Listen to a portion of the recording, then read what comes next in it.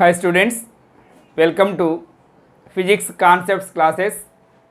Today I am going to explain, see here, couple acting on an electric dipole placed in uniform electric field. See here, this is uniform electric field, capital E. Capital E is uniform electric field. An electric dipole is placed in an uniform electric field. What is electric dipole? We already discussed last class. See here, two equal and unlike charges are separated by a small distance is called an electric dipole. So the electric dipole is placed in an uniform electric field, capital E. Okay, see here, the charge is placed in uniform electric field. So the force experienced on it is F is equals to EQ. So this is also we discussed about in last class. What is intensity of electric field? A charge is placed in an uniform electric field, the force experiences. So from that formula, F is equals to EQ. See here, the charge minus Q is also in uniform electric field. So the force experienced on it is F is equals to minus EQ. See here, two forces are acting on an electric dipole. Two forces, one is in this direction positive x-axis, another one is negative x-axis. So two forces are acting on an electric dipole, equal in magnitude. Both its magnitude is EQ, but in opposite direction. Then that body constitute a couple. What is couple? Couple. Two forces are acting on a body, equal in magnitude but opposite in direction. Then that body constitute a couple. మనం first ఇయర్లో నేర్చుకున్నాం. ఒకసారి చూడండి, water tap తిప్పటం. For example ఇది water tap అనుకోండి. ఈ water ట్యాప్ని మనం ఇలా రొటేట్ చేస్తాం కదా. అంటే ఈ బొటన వేలు నుండి ఎంత ఫోర్స్ అయితే అప్లై చేస్తున్నామో ఈ ఫింగర్ నుండి కూడా అంతే ఫోర్స్ అప్లై చేస్తాం. So two forces are acting on a body equal in magnitude but opposite in direction. Then that body constitute a couple. అటువంటిప్పుడు ఏమవుతుంది, ఆ బాడీ రొటేట్ అవుతుంది, దాన్నే కపుల్ అంటాం. సో ఇక్కడ కూడా కపుల్ ఈజ్ ఈక్వల్స్ టు, దీనికి formula tau is equals to force into perpendicular distance. Force into perpendicular distance. ఎంత ఫోర్స్ యాక్ట్ అవుతుందమ్మా? ఈక్యూ అనే ఫోర్స్ యాక్ట్ అవుతుంది. ఈ డైపోల్కి పర్పెండిక్యులర్ డిస్టెన్స్ ఏది? ఇలా చూడండి ఒకసారి, ఇది పర్పెండిక్యులర్ డిస్టెన్స్. ఏసీ అనేది ఏమవుతుంది? Perpendicular distance. ఇది యాంగిల్ తీటా అమ్మ. ఇక్కడ యాంగిల్ ఎంత? 90 degrees. సో ఫ్రమ్ ఫిగర్, ఇది ఈక్వేషన్ 1 అనుకున్నాం, ఇది AC equation 1. From figure sine తీటాకి ఫార్ములా రాస్తున్నానమ్మా. ఏంటి ఫార్ములా సైన్ తీటాకి? తీటాకి opposite side by hypotenuse. Opposite side అంటే ఏసీ, హైపోటెన్యూస్ అంటే 2a. ఇదేనా హైపోటెన్యూస్ అంటే? సో ఇప్పుడు నాకు ఆ పర్పెండిక్యులర్ డిస్టెన్స్ కావాలమ్మా. డినామినేటర్లో ఉన్న 2a తీసుకురండి. AC is equals to 2a sine theta. ఈ ఏసీ వాల్యూని తీసుకువెళ్ళి ఈక్వేషన్ 1లో సబ్స్టిట్యూట్ చేసేయండి. ఫ్రమ్ 1 ఏమవుతుందమ్మా? Tau is equals to E Q into ఎంత? ఏసీ అంటే 2a sine theta.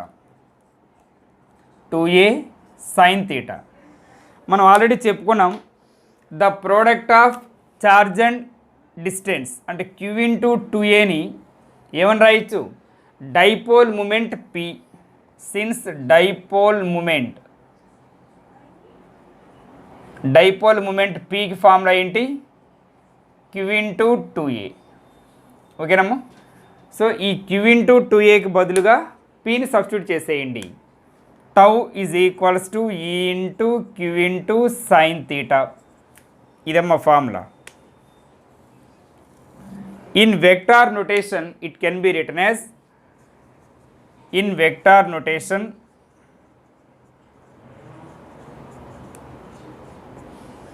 torque tau is equals to ఇక్కడ q అని రాస్తారేమో p అని చెప్పాను కదా, p క్రాస్ e. ఇదమ్మా అర్థమైందా? Right down.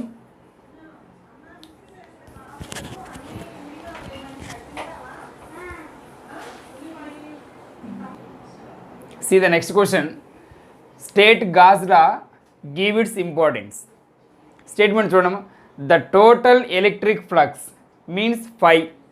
The total electric flux through a closed surface is equal to 1 by epsilon naught times the total charge enclosed by the surface. Again I am repeating.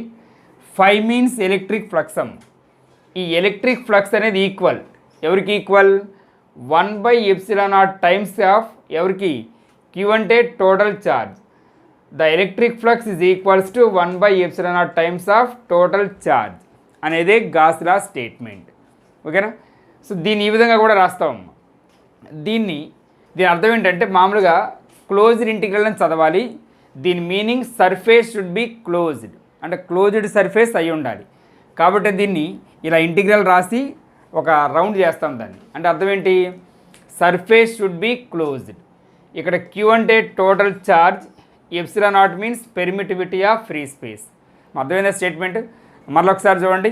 The total electric flux అంటే phi is equal to 1 by epsilon naught times of total charge.